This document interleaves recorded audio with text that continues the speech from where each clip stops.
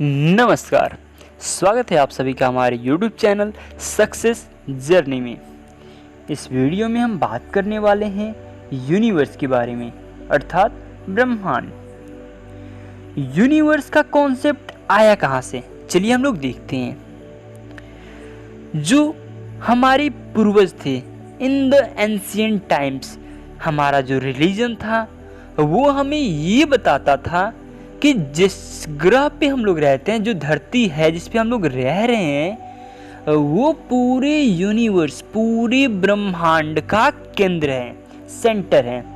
और जितने भी बाकी के ऑब्जेक्ट्स हैं वो इस अर्थ का ऑर्बिट करते हैं, चक्कर लगाते हैं। लेकिन समय बीतने के साथ साथ जो मनुष्य की थिंकिंग्स हैं वो बढ़ती गई। जैसा कि हम सभी जानते हैं, मनुष्य बहुत ही जिज्ञासु प्राणी है। वो सत्य की खोज में निकला, उसे चीज़ें साफ साफ दिखने लगी जब कॉपरनिकस ने एक नया कॉन्सेप्ट दिया, हेलियोसेंट्रिक यूनिवर्स थ्योरी।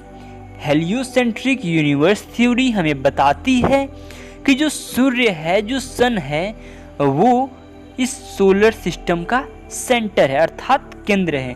और जो बाकी के ऑब्जेक्ट्स हैं वो सन का ऑर्बिट करते हैं, चक्कर लगाते हैं। लेकिन उस समय चर्च, पोप या जितने भी रिलीजन थे, व्यक्ति थे, वो इनकी बातों का विश्वास नहीं किए due to lack of evidences.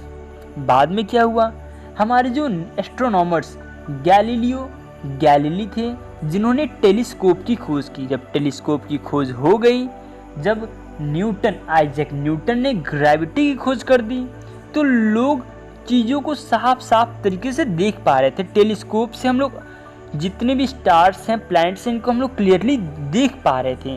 तो जो कॉपरनिकन सिस्टम था, कॉपरनिकस का जो सिस्टम था, हेलियोसेंट्रिक यूनिवर्स थ्योरी, अर्थात जो सूर्य है वो केंद्र में है, ये वैलिड माना जाने लगा।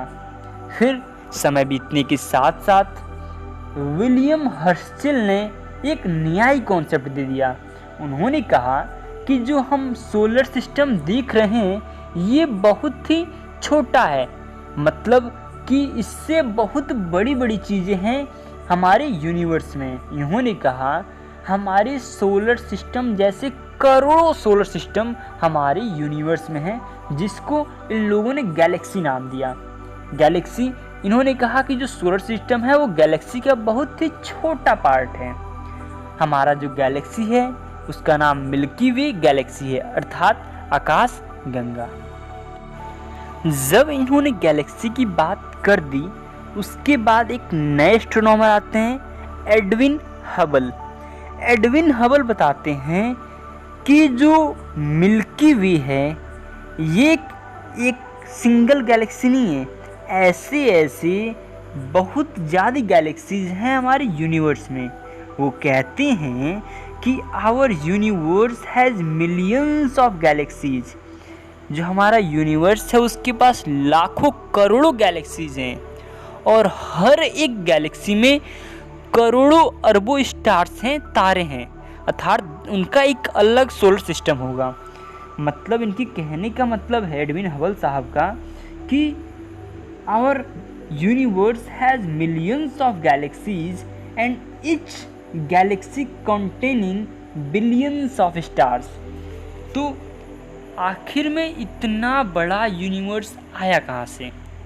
हमने बात किया कि यूनिवर्स में मिलियंस ऑफ गैलेक्सीज हैं और एक गैलेक्सी में बिलियंस ऑफ स्टार्स हैं। तो आखिर यूनिवर्स, इतना बड़ा यूनिवर्स आया कैसे? इस रहस्य को सुलझाने के लिए हमारे एस्ट्रोनॉमर्स ने अलग अलग थ्योरीज दिए। उनके जो भी कल्पनाएं थी, उन कल्पनाओं को उन्होंने एक थ्योरी का रूप दिया। लेकिन जिस थ्योरी में हमारा मौजूदा साक्ष्य, जितने भी साइंटिफिक एविडेंसेस, जो डेटा हमारे पास मौजूद है, जिस थ्योरी में फिट बैठती है, उस थ्योरी को हम लोग एक्सेप्ट करते हैं। और वो थ्योरी है बिग बैंग की थ्योरी। बिग बैंग की थ्योरी उन सारे एविडेंसेस में फिट बैठती है। चलिए हम बात करें, अगर बिग बैंग थ्योरी के अलावा भी बहुत सारी थ्योरीज हैं, जैसे स्थिर अवस्था का सिद्धांत, अनंत स्फीतीकरण सिद्धांत, दोलन सिद्धांत का ब्रेन्स मॉडल, अनोखे सिद्धांत, अनोखे सिद्धांत में ज़्यादातर गॉड इन सब चीज़ों की बात की जाती है, जैसे होलोग्राम। क्रिएशनिज्म बात करता है ये सब भगवान के द्वारा बनाया है, विष्णु, इन सब चीज़ों की बात करता रहता है। और उसके बाद है सिमुलेशन यानी अनुकरण सिद्धांत। ये सभी सिद्धांत मौजूद हैं, लेकिन जो मोस्ट एक्सेप्टेड थ्योरी है वो है बिग बैंग की थ्योरी।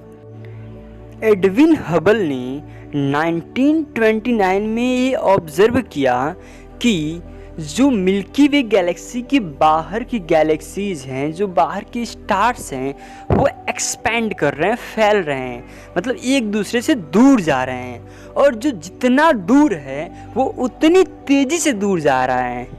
तो उन्होंने अनुमान लगाया जब ये सब फैल रहे हैं, एक दूसरे से दूर जा रहे हैं, तो एक समय ज़रूर, प्राचीन में एक समय ऐसा ज़रूर होगा जब ये एक बिंदु में निहित होंगी। इसी पर सभी का सभी बिग बैंग थ्योरी आधारित हैं, जिसके बारे में हम लोग बात करेंगे। बिग बैंग थ्योरी हमें ये बताती है कि आज से लगभग 13.8 अरब साल पहले 13.8 billion year ago there was a single point, एक छोटा सा बिंदु था जिसका टेम्परेचर, प्रेशर, डेंसिटी, मास बहुत ही अधिक था। जो यूनिवर्स अभी एग्जिस्ट कर रहा है वो सारा यूनिवर्स एक छोटे से बिंदु में समाहित था। फिर जिस बिंदु को हम पॉइंट ऑफ सिंगुलैरिटी कहते हैं, ठीक, इस बिंदु में आज से 13.8 अरब साल पहले एक महाविस्फोट हुआ, बिग बैंग हुआ, जिसके फलस्वरूप आज का हमारा यूनिवर्स बना हुआ है। ये जो विस्फोट हुआ था, बिग बैंग हुआ था, बिग बैंग होने के 3.8 लाख साल बाद जो न्यूट्रल हाइड्रोजन का निर्माण हुआ था, उससे कॉस्मिक माइक्रोवेव बैकग्राउंड रेडिएशन हमें देखने को मिलता है। जो CMBR है, CMBR cosmic microwave background radiation is the biggest evidence for big bang theory.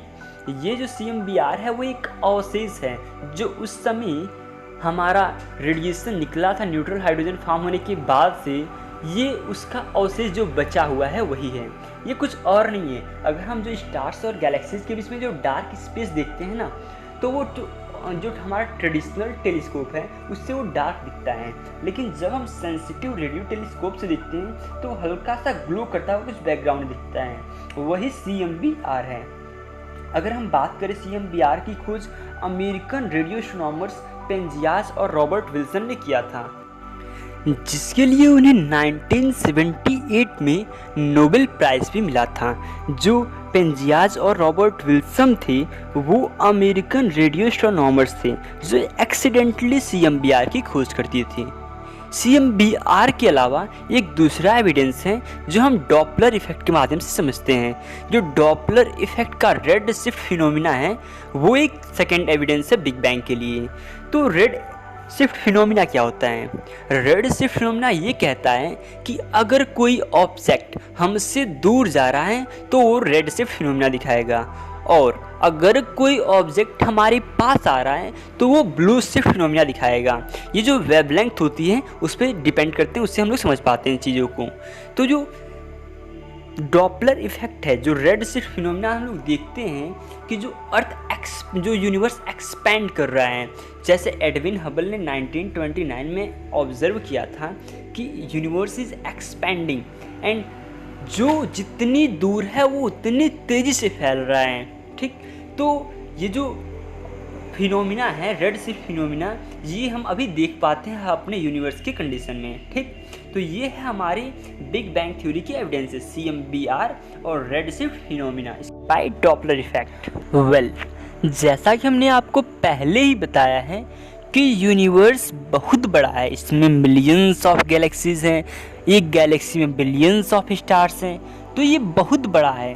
ये हमारी पहुंच, हमारी प्रेजेंट टेक्नोलॉजी के से बहुत बाहर की चीज़ें हैं। तो जो हम जानते हैं, जो हमारा ऑब्जर्वेबल यूनिवर्स है, वो उसकी डायमीटर है 93 बिलियन लाइट ईयर्स, मतलब 93 अरब लाइट ईयर। लाइट ईयर क्या होता है?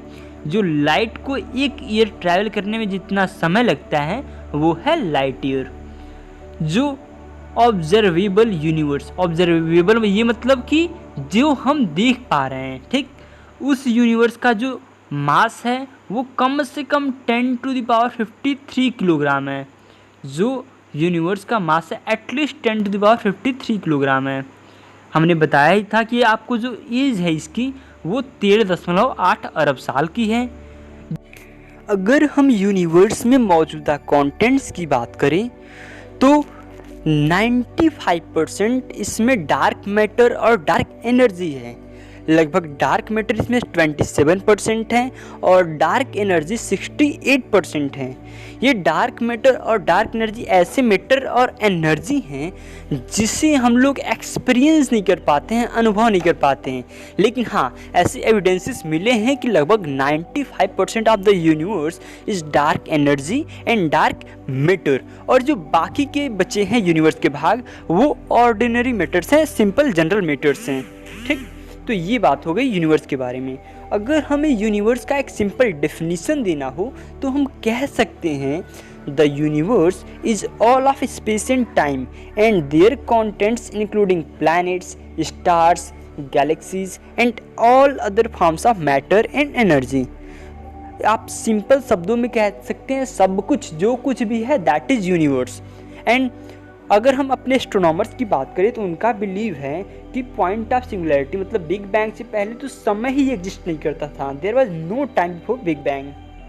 लेकिन इन सब के अलावा एक और थ्योरी है जिसे हम मल्टीवर्स के नाम से जानते हैं। ये थ्योरी कहना गलत होगा, ये हाइपोथेसिस है।